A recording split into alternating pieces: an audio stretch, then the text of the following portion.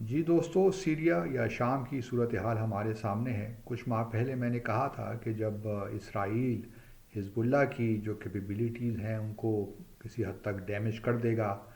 تو اس کے بعد پھر اگلا نشانہ اس کا ہوگا عراق اور سیریا میں جو بھی ایران کا انفلوئنس ہے یا رشیا کا انفلوئنس ہے، جو ان کی پراکسیز ہیں ان پہ ان کو ٹارگٹ کرے گا۔ اور یہ ہم جانتے ہیں کہ 2011 میں جب عرب اسپرنگ آیا تھا تو اس وقت سے سول وار شروع ہو گئی تھی اپنا سیریا میں، اور اس کے بعد سیریا کو عرب لیگ سے بھی فارغ کر دیا تھا، اور جو فورسز بشار الاسد کی رجیم کے خلاف مارک اس میں حصہ لے رہی تھیں، ان کو سپورٹ جہاں سے مل رہی تھی وہ ہم سب جانتے ہیں کہ امریکہ اور اسرائیل، اور اس میں القاعدہ بھی شامل ہے، آئی ایس ایس بھی شامل ہے۔ ان تمام قوتوں کو جو بشار الاسد کے خلاف جنگ لڑ رہے تھے ان کو تقریباً کچھ رپورٹس کے مطابق تو سی آئی اے 2011 سے 1 ارب ڈالر سالانہ کے طور پہ ان آرگنائزیشنز کو دے رہا ہے اور ان پہ خرچ کر رہا ہے۔ اسی دوران ہم نے دیکھا کہ قطر، سعودی عربیہ، ان کے بھی اپنے اپنے انٹرسٹ تھے، یو اے ای، کہ وہ بشار الاسد کی حکومت کو وہاں سے ختم کریں، کیونکہ بشار الاسد جو ہیں وہ ایک الوائٹ جو شیعہ فرقے کی ایک سیکٹ کی ایک آف برانچ ہے، اس کو ریپرزینٹ کرتے ہیں۔ میجورٹی شام میں سنیوں کی ہے۔ تو اسرائیل اور امریکہ اور باقی جو ممالک ہیں انہوں نے مل کر پروموٹ کیا جو اینٹی بشار الاسد فورسز تھیں، اور بشار الاسد کو سپورٹ مل رہی تھی ایران سے، یمن سے،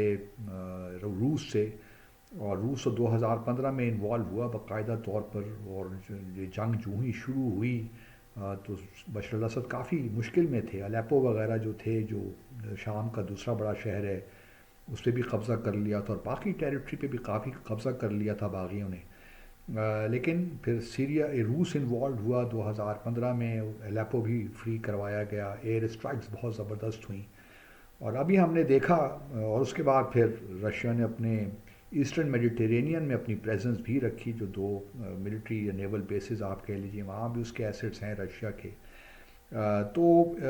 اور اب جب یہ جنگ شروع ہوئی، رشیا انوالوڈ ہو گیا یوکرین میں، تو ابھی پھر موقع ملا ہے آئے جو ہے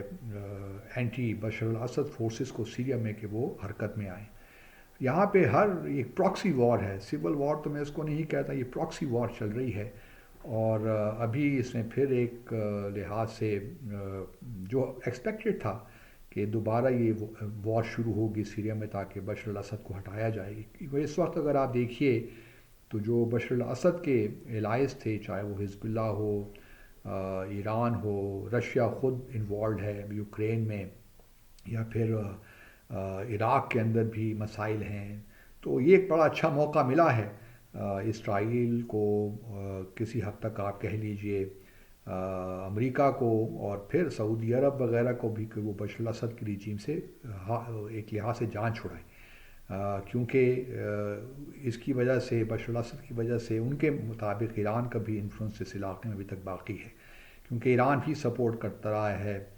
حزب اللہ وغیرہ کو۔ تو اور ٹرکی کا بھی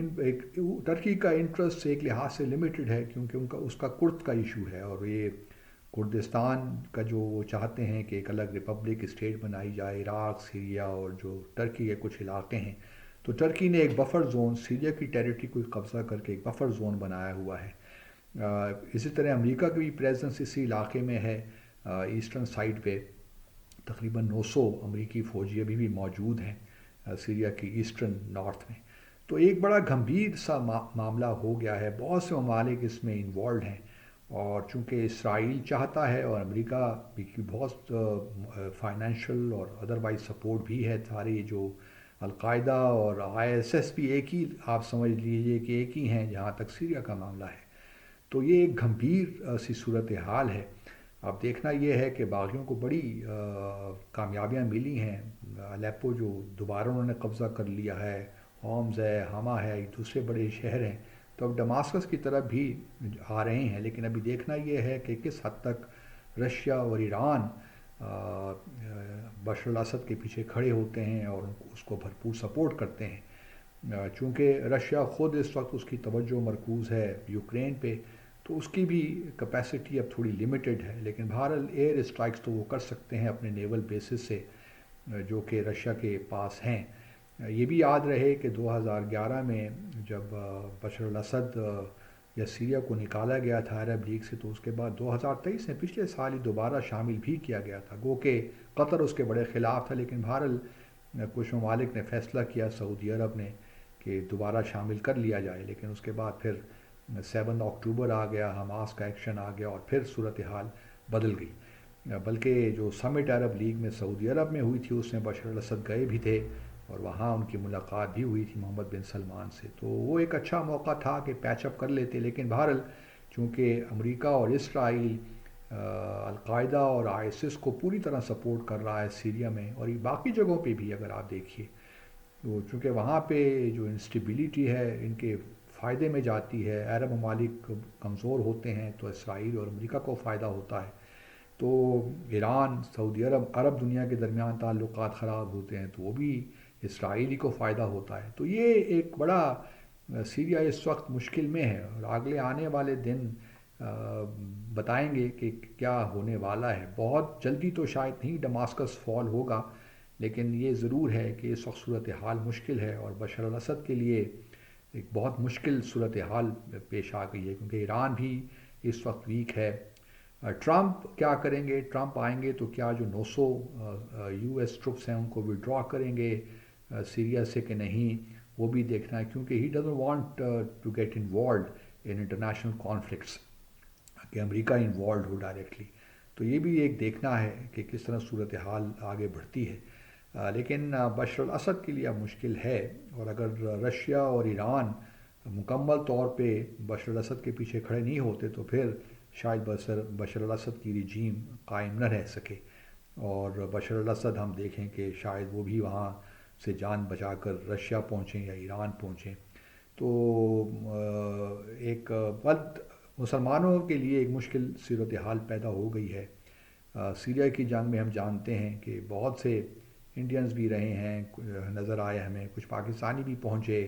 تو ایک بڑی گھمبیر سچویشن ہمیں نظر آ رہی ہے وہاں پہ، تو بہرحال یہ ایک مشکل، بنگلہ دیش کے بلکہ بھی کچھ لوگ وہاں پہنچے، تو ایک بڑی مشکل سی سچویشن ہے، اور یہ ہم نے دیکھ رہے ہیں کس طرف واقعات جاتے ہیں،